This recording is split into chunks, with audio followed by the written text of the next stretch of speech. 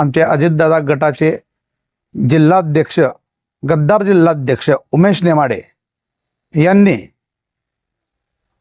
EB फॉर्ममध्ये चूक नाही तर महाघोड चूक केली। तर गद्दार उमेश नेमाडे जो आहे याने असंच नगराध्यक्षासाठी सुद्धा केलं आहे।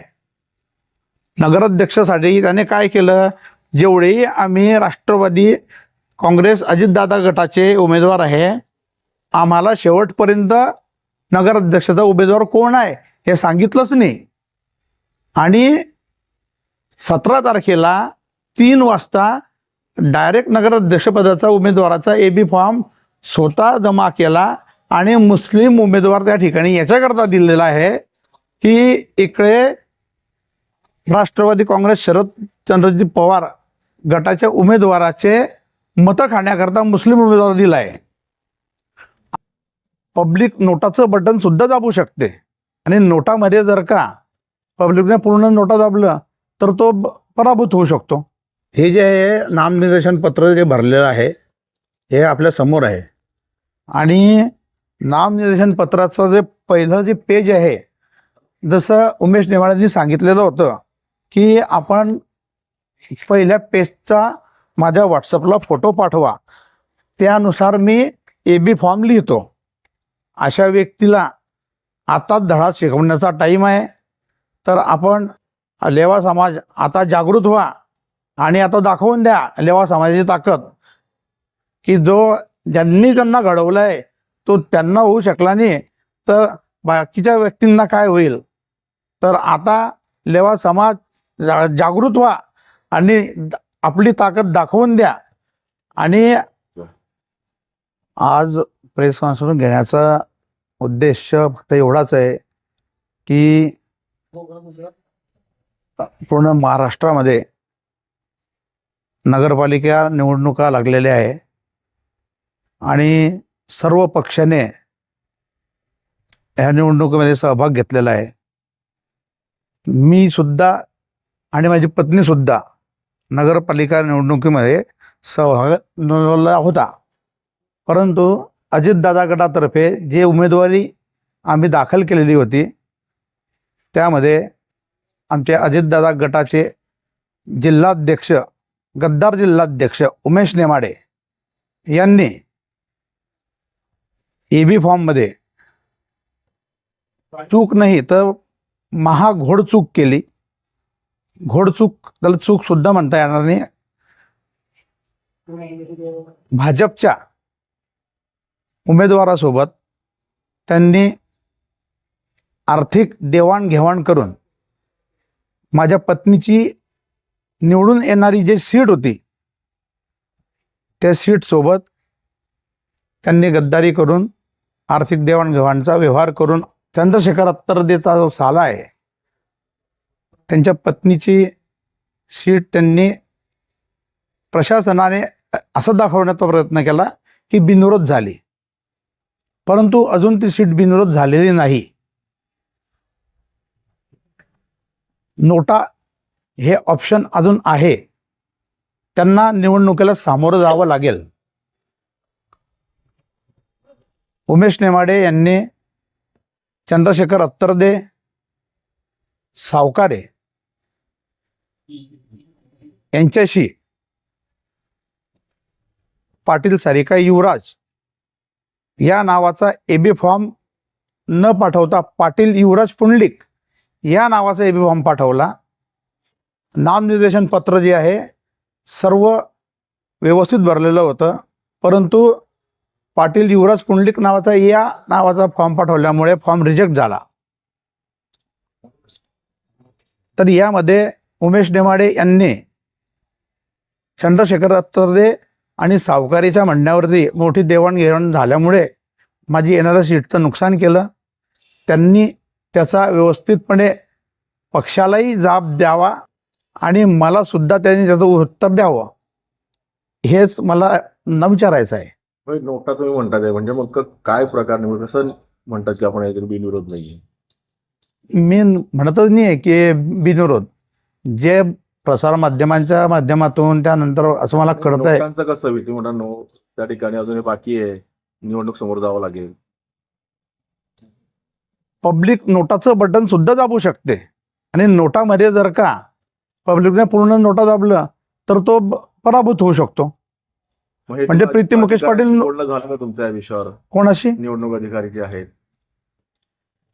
नाही, निवडणूक अधिकाऱ्यांशी पण बोलणं झालं नाही, परंतु जेवढी कायद्याचा अभ्यास मला आहे त्यानुसार मी आपल्याला सांगू शकतो की नोटा हे ऑप्शन अजून दिलेलं आहे.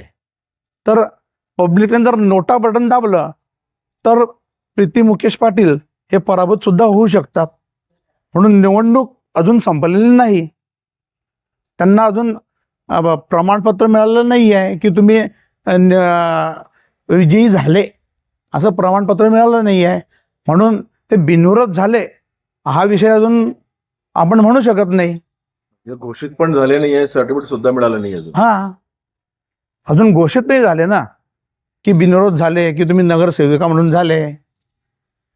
मग हे सर्व तुम्ही चित्र निवडणूक अधिकाऱ्यांच्या समोर आणून दिलं का की साहेब असं बाहेर झालेलं आहे? अजून निवडणूक निर्णय अधिकारी जे आहे ते छाननीच्या प्रक्रियेत व्यस्त आहे.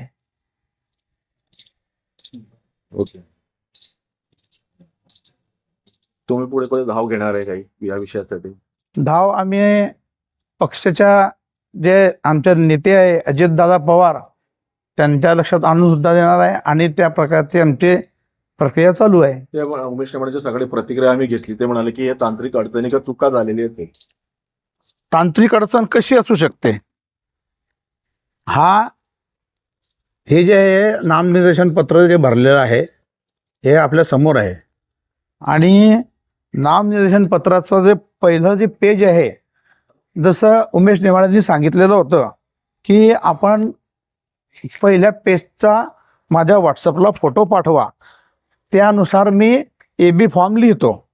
तर त्या पेजचा हा फोटो त्यांचाच ड्रायव्हर जो आहे राहुल म्हणून, त्यांनी त्यांच्या मोबाईलवरती हा फोटो पाठवलेला होता.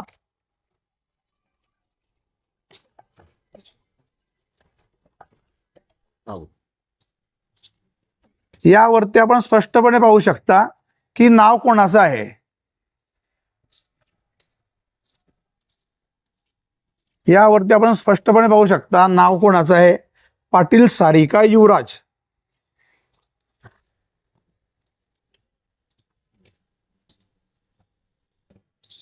तो असं तुमच्यासोबतच घडलं का फक्त अजून कोणासोबत घडलं?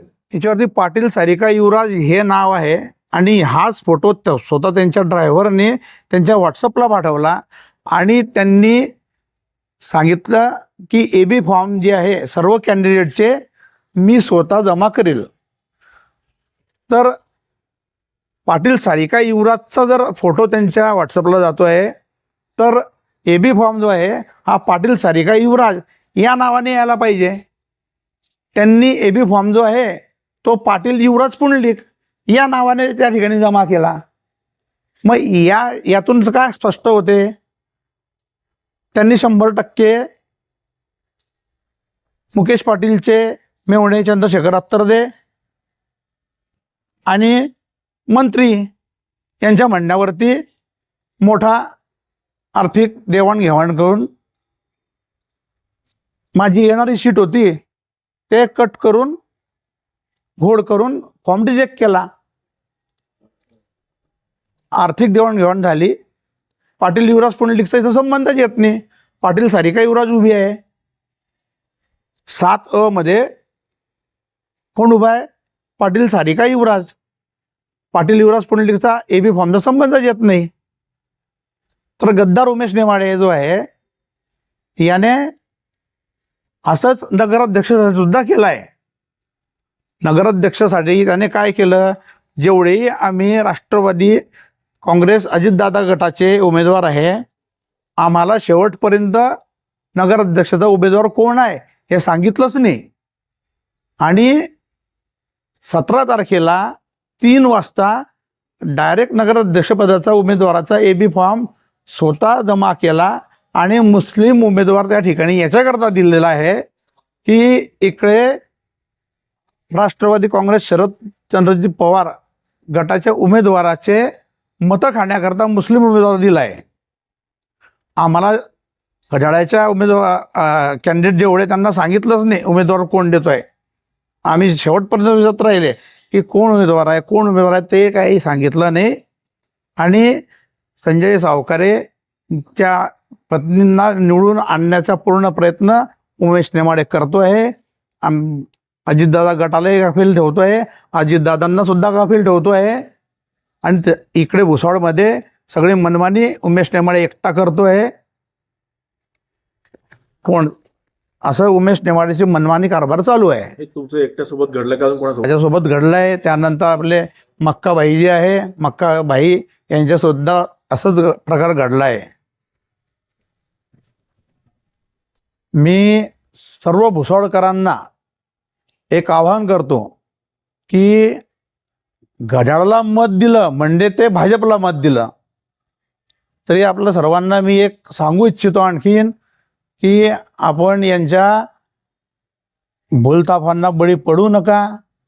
आणि आपले लेवा समाजाचे ज्येष्ठ नेते माननीय एकनाथरावजी खडसे साहेब यांना सुद्धा मागच्या एक महिनाभरापूर्वी मंत्री साहेबांनी बोलले होते की निपटून घेईल. अशा ज्यांना त्यांनी घडवलं, संतोष भाऊंनी मंत्री साहेबांना घडवलं, आपले नाथाभाऊंनी यांना घडवलं, अशा आपल्या ज्येष्ठ नेत्यांना मंत्री साहेब म्हणता की निपटून घेईल. अशा व्यक्तीला आताच धडा शिकवण्याचा टाईम आहे. तर आपण लेवा समाज आता जागृत व्हा आणि आता दाखवून द्या लेवा समाजाची ताकद की जो ज्यांनी त्यांना घडवलं आहे तो त्यांना होऊ शकला नाही तर बाकीच्या व्यक्तींना काय होईल. तर आता लेवा समाज जागृत व्हा आणि आपली ताकद दाखवून द्या. आणि पुन्हा विनंती करतो की कृपया करून थंड्यापणे राहू नका आणि आता कमळाला आणि घड्याळाला मतदान करू नका. आणि योग्य उमेदवार दिलेला आहे तर तुतरेला मतदान करा, एवढीच विनंती करतो. पण तुमचं एक फॉर्म अजून रिंगणामध्ये आहे, तो कोणत्या पक्षातर्फे आहे? तो घड्याळातर्फेच आहे. अच्छा. परंतु मी तो फॉर्म उमेश नेवाला सांगितला होता की ब मधून मला लढायचा नाही आहे, मला अ मधूनच लढायचं आहे, मला तो फॉर्म पाठवू नका. तरीसुद्धा उमेश नेमाडेंनी मुद्दा माझ्या नावाचा तो फॉर्म पाठवला आणि जे निवडून येणारी सीट होती त्याचा AB फॉर्म पाठवला नाही. म्हणजे हे उमेश नेमाडेची सेटिंग होती. मला तुम्ही तो फॉर्म लढणार नाही त्या जागेवरती? नाही, तो फॉर्म लढणार नाही मी. हो, मग आता तुम्ही ज्या पक्षामध्ये सध्या आहे घड्याळाकडे, तर पक्षाला सोड चिठ्ठी वगैरे काही? नाही, मी उमेश नेमाडे कडून नाराज आहे. मी अजितदादातर्फे नाराज नाही आहे. पक्षात काय मसाला? पण त्या पक्षात काय मसाला?